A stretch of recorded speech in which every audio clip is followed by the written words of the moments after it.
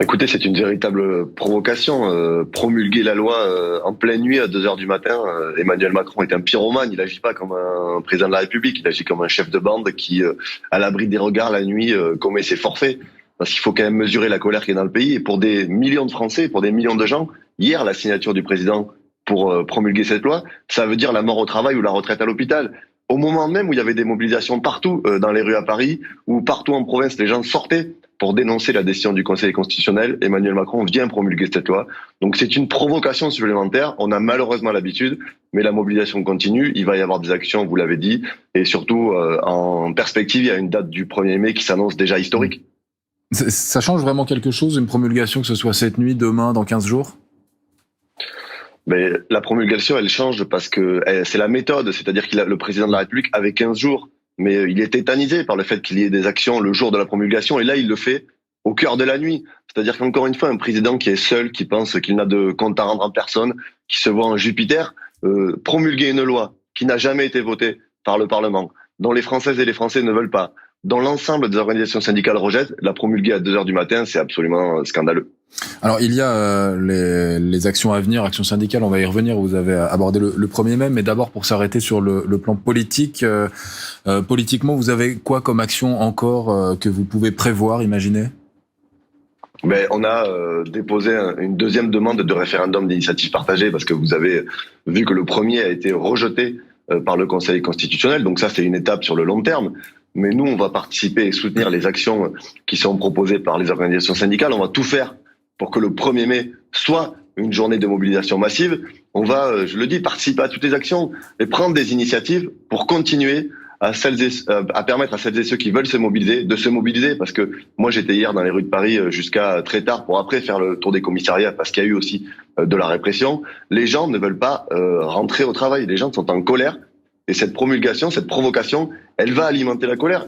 Et moi, je lance un message. Le président de la République et son équipe sont irresponsables. Il y a un tel niveau de tension, un tel niveau de défiance dans le pays qu'aller promulguer une loi qui n'a jamais été votée est quelque chose qui va encore accélérer la colère des gens qui sont dans la rue. Et la colère, elle est déjà énorme. Il faut quand même mesurer qu'il y a des gens qui sont en grève reconductible depuis le 7 mars, qui ont perdu des milliers d'euros pour défendre le droit à la retraite. Vous avez évoqué le RIP, le référendum d'initiative partagée. Alors une deuxième version a été déposée. Ça change quoi cette deuxième version? Vous avez espoir que celle-ci soit validée? Évidemment qu'on a espoir qu'elle soit validée parce que il y a aussi une colère qui est attisée par le fait qu'on ferme toutes les portes qui permettent de sortir démocratiquement du conflit. Il y a eu, je l'ai dit, un 49-3, donc la représentation nationale n'a pas pu voter. On a déposé une pétition dans le cadre de la réforme sur les violences policières. Elle a été enterrée. Les organisations syndicales se mobilisent et il y a des grèves. Le président dit circuler, il n'y a rien à voir. On propose un référendum d'initiative partagée pour aller chercher 4,5 millions de signatures pour demander le retrait de la réforme. Et là, on nous dit que ce n'est pas possible. Donc, qu'est-ce qu'il reste comme moyen aux gens aujourd'hui pour se faire entendre? C'est ça que je pose comme question. Toutes les voies démocratiques sont fermées par Emmanuel Macron. On ne peut pas gouverner contre l'intérêt du peuple. On ne peut pas gouverner seul contre une majorité de Françaises et de Français qui n'en veulent pas. Donc il faut permettre une sortie de crise, et la sortie de crise, c'est le retrait de la réforme. En attendant, vous appelez à continuer d'aller manifester, et notamment, c'est ce que vous avez évoqué pour le 1er mai? Bien sûr, il faut qu'on soit des millions dans la rue. Le 1er mai va être unitaire.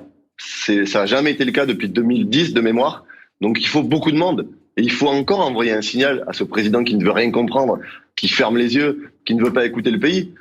Il faut quand même mesurer qu'il peut plus se déplacer nulle part. Hier, il était à Notre-Dame, ils ont dû vider le parvis. Elisabeth Borne était dans un supermarché, elle a dû vider le supermarché pour pouvoir essayer de circuler. Donc il faut que le 1er mai, ce soit un jour de mobilisation massif, qu'il y ait des millions de personnes dans la rue pour dire à ce gouvernement, nous ne lâcherons rien, et la page de la réforme des retraites sera tournée quand vous aurez retiré votre texte. Bon, en dehors du retrait du texte, puisque il y a des chances que ça ne soit pas le cas, mais vous attendez quoi de sa prise de parole qui devrait se faire cette semaine à Emmanuel Macron? Absolument rien. Peut-être des millions de personnes supplémentaires dans la rue, puisqu'aujourd'hui, Emmanuel Macron a prouvé depuis plusieurs semaines que c'était peut-être le meilleur porte-parole pour accélérer la mobilisation. Chaque fois qu'il prend la parole dans les médias, pour mépriser celles et ceux qui sont dans la rue, pour dire aux Françaises et aux Français, vous n'avez pas bien compris la réforme, on va vous le réexpliquer, ou c'est comme ça et c'est pas autrement. Chaque fois qu'il prend la parole, il y a des millions de personnes supplémentaires qui se mettent en grève. Moi, j'entends rien de la prise de parole d'Emmanuel Macron, ou alors il doit dire une seule chose et commencer par dire qu'il a entendu le pays et qu'il va retirer sa réforme. Merci Thomas Porte d'avoir été avec nous